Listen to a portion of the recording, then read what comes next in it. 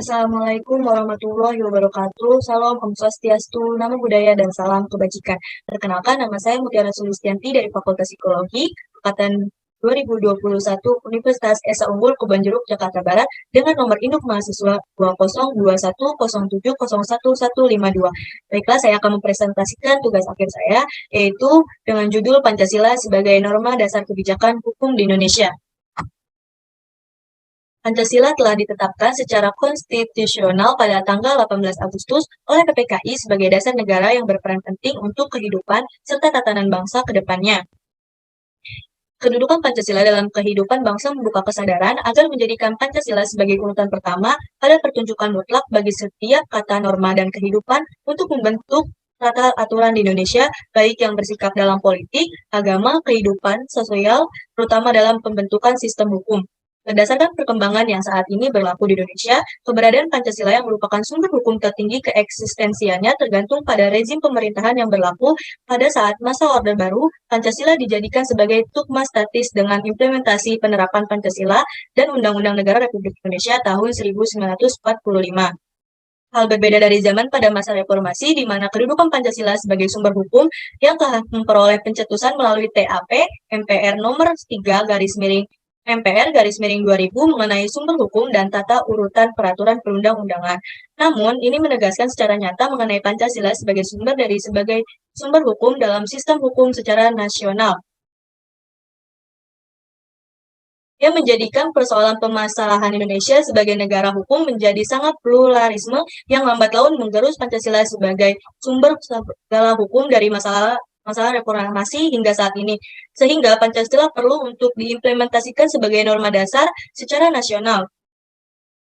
Baiklah, saya akan kembali ke pembahasan. Pertama, A. Pancasila. Pertama kali Pancasila dikenalkan oleh Soekarno pada saat sidang pertama BPUPKI pada tanggal 1 Juni 1945.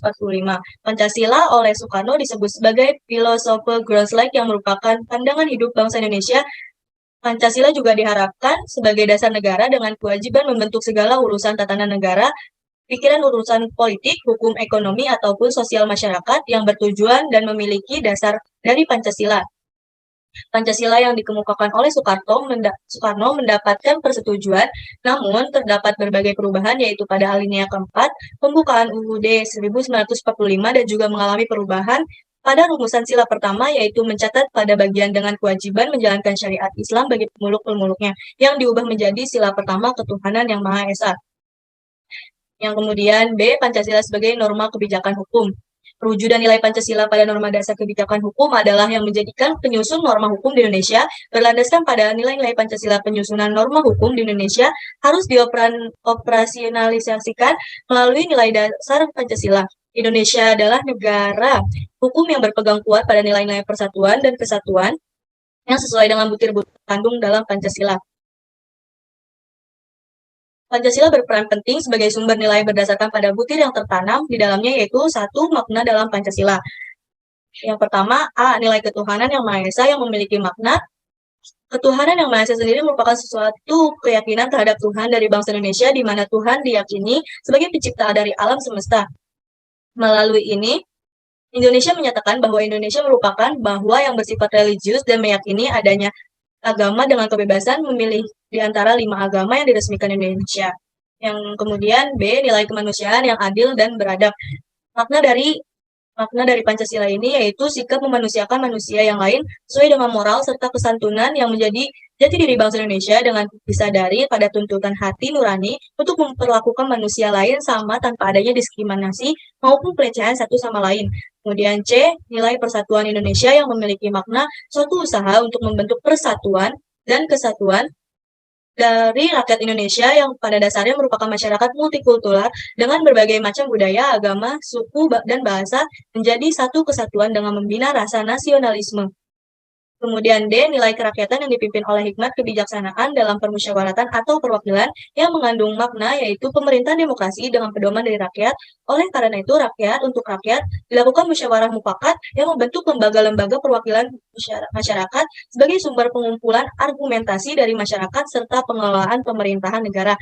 Kemudian yang terakhir, nilai keadilan sosial bagi seluruh rakyat Indonesia yang mengandung arti sebagai pencapaian bangsa Indonesia untuk memakmurkan serta berkeadilan yang menjadi tujuan dasar negara Republik Indonesia sebagaimana bertuang alinea keempat UUD 1945, nilai dasar yang bersikap normatif dan atraktif tersebut isinya saat ini belum dapat dioperasionalkan sehingga bersifat operasional dan eksplisit dan perlu dijabarkan dalam beberapa nilai instrumental. Contohnya adalah Undang-Undang 1945, peraturan perundang-undangan lainnya. Oleh karena itu, nilai yang menjadi sumber nilai yaitu nilai dasar harusnya dijabarkan sebagai nilai-nilai instrumental dalam penyelenggaraan negara.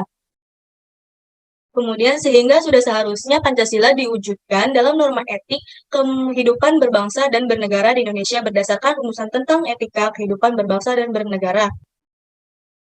Yang A, etik dan macam-macam etika yang berlaku yaitu etika dalam sosial dan budaya. Yang dimaksud dari makna tersebut adalah daripada rasa kemanusiaan dengan implementasi sebagai sikap jujur, saling menghargai, saling menghormati, saling mencintai, dan tolong-menolong antar sesama bangsa dan manusia Indonesia. Kemudian B, etika pemerintahan dan politik.